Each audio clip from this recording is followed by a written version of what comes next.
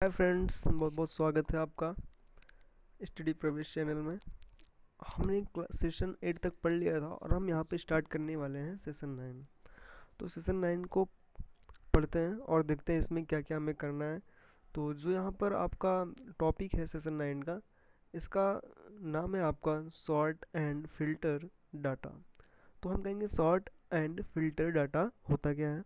तो आपको पता होगा सॉर्ट सॉर्ट मतलब कोई भी चीज़ें जब आप सॉर्ट में देखो क्या देखना है, हमें फिल्टर करके डाटा देखना है। तो यहाँ पर सिर्फ हमें ये समझना है कि कुछ भी हमारी सीट होती है। मान लीजिए आपके पास ये बहुत सारी सीट होती हैं, हमने आपको पहले ही बता दिया है कि इस सीट में बहुत सारे रो होते हैं, बहुत सारे कॉलम होते हैं और इनका पूरा आपको मैंने लिखवाया भी है। तो यहाँ पर अगर पूरे रो और कॉलम में आपको मैटर काफ़ी टाइप कर दिया जाए तो आपको ये बताना बड़ा मुश्किल होगा। अगर किसी को फाइंड करने को दे दिया जाए तो फाइंड करना बड़ा मुश्किल होता है।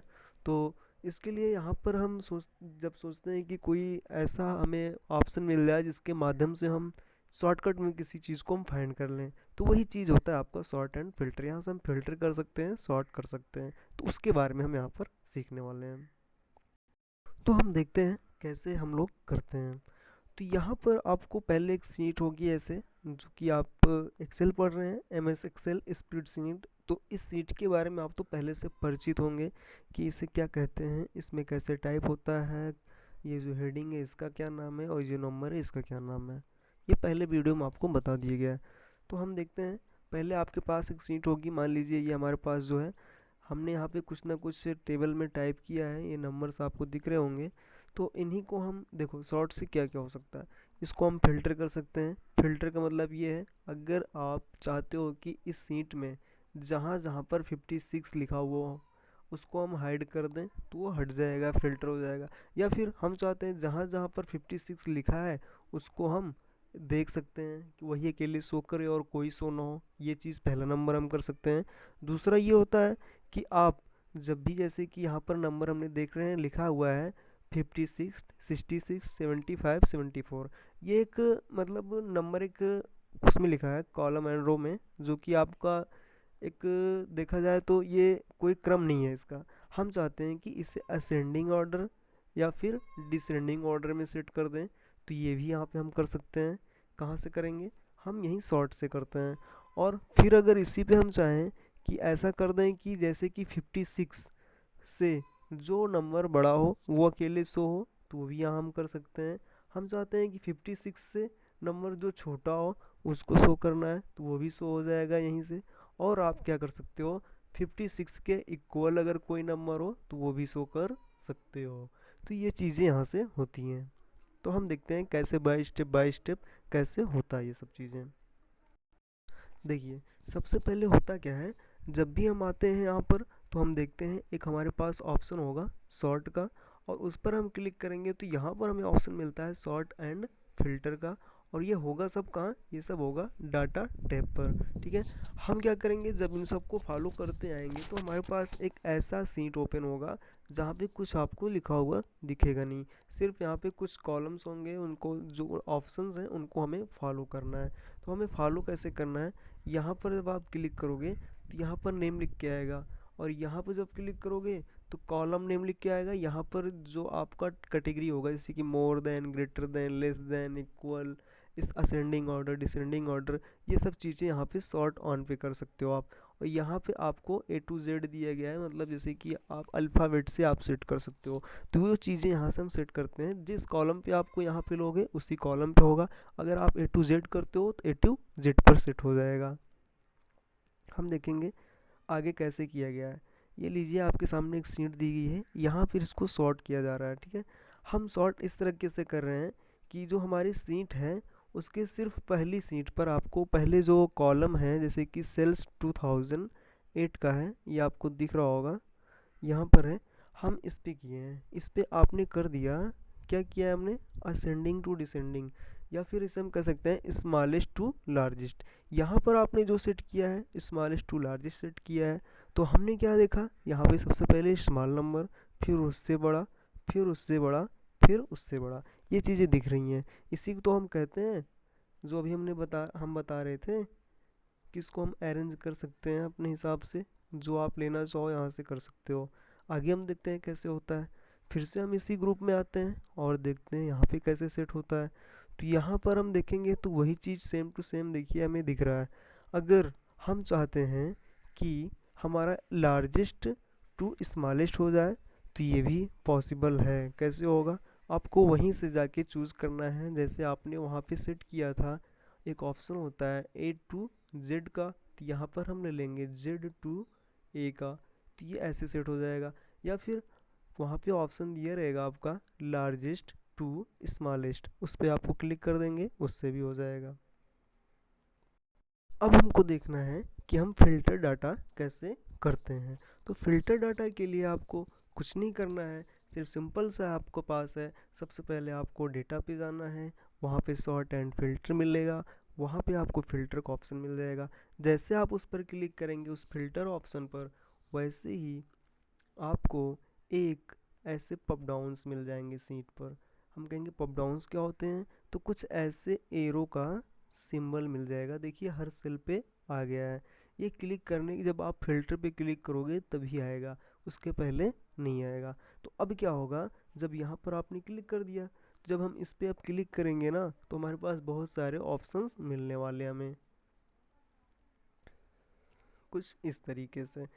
तो यहाँ पर हम देखेंगे हमारे नंबर सारे के सारे यहाँ पे शो हो रहे हैं। अब यहाँ पे जिस नंबर को हमें हाइड करना है उसका हम क्लिक हटा देंगे, वो छिप जाएगा। जिसको हमें शो करना है उस पर हम क्लिक कर देंगे, वो आ जाएगा। ये देखिए फिल्टर के बारे में जो हमने आपको बताया कि जो आप शो करना चाहते हो वो यहाँ पे शो होगा। तो यहाँ पे ऑप्शन आपको मिलेगा इक्वल्स, जो इक्वल होगा वो शो होगा। डज नॉट इक्वल, जो इक्वल नहीं होगा वो शो होगा। ग्रेटर देन वाली संख्या, और ग्रेटर देन और इक्वल दोनों शो होगा, बड़ा और छोटा वाला, मतलब ग्रेटर देन और जो उसके इक्वल होगी। फिर उसके बाद लेस देन, छोटी संख्याएं, फिर लेस देन और इक्वल उसके बराबर की जो होगी। बेटवीन का मतलब होगा जैसे कि आपने अगर कह दिया 5 से 10 के सारे नंबर हमें शो करना है, तो यहाँ पे क्या होगा 6 7 8 9, ये सारे नंबर आपके शो होने लगेंगे और नहीं शो होगा। इसके बाद है टॉप 10।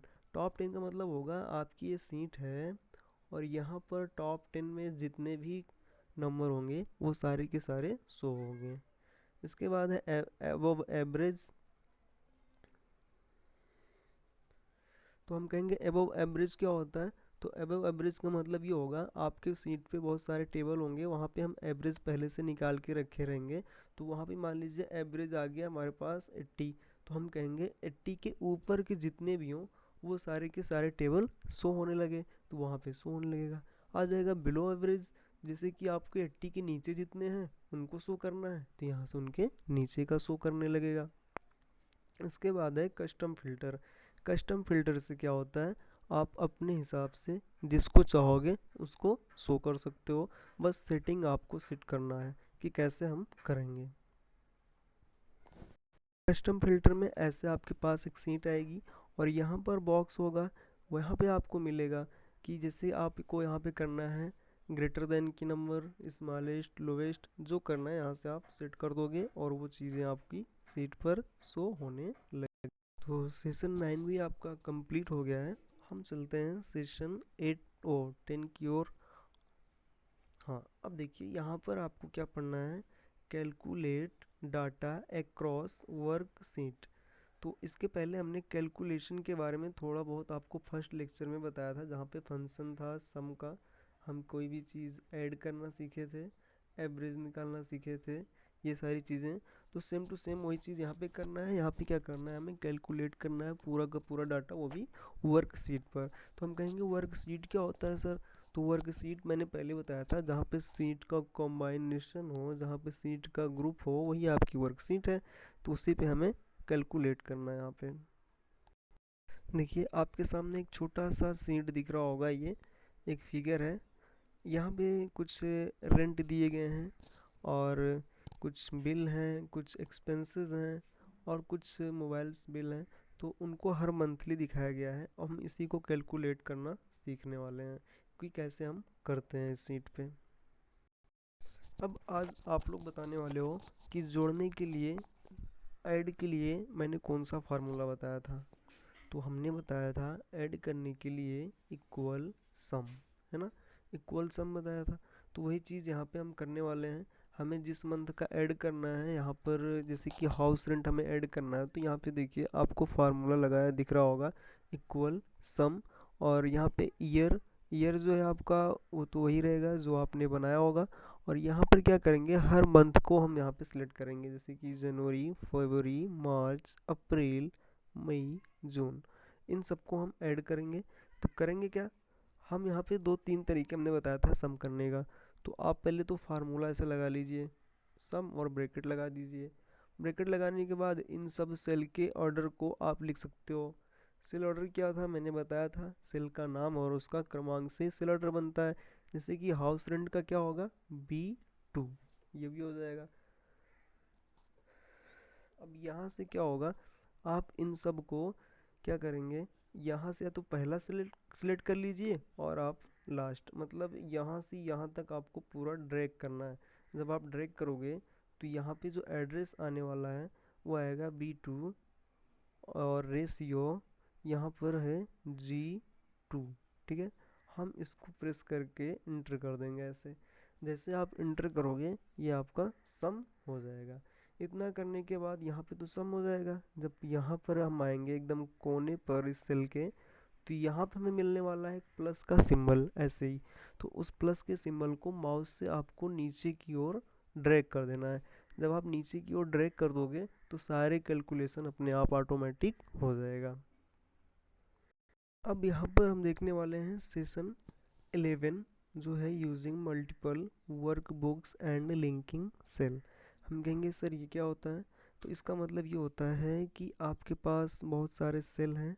हमने पहले ही बताया सीट पर आपको सेल दिखते होंगे, ये मैं बना दे रहा हूँ।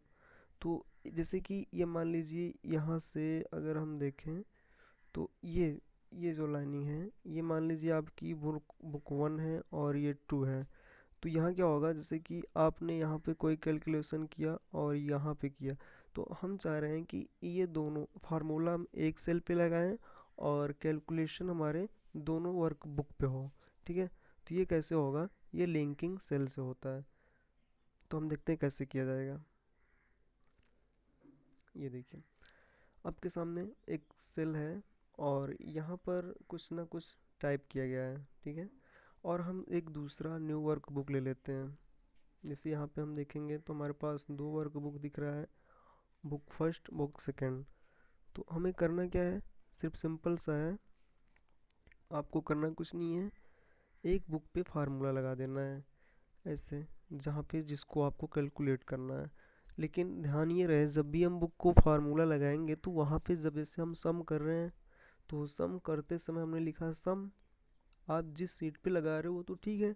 फिर आप क्या करोगे, एक ब्रैकेट लगा के, एक बड़ा वाला ब्रैकेट लगा के यहाँ पर आप लिख दोगे बुक फर्स्ट। ठीक है, फिर क्या होगा, हम यहाँ पे ऐसे लिखेंगे सीट, आपका जो सीट होगा उसका नाम डाल दोगे सीट फर्स्ट।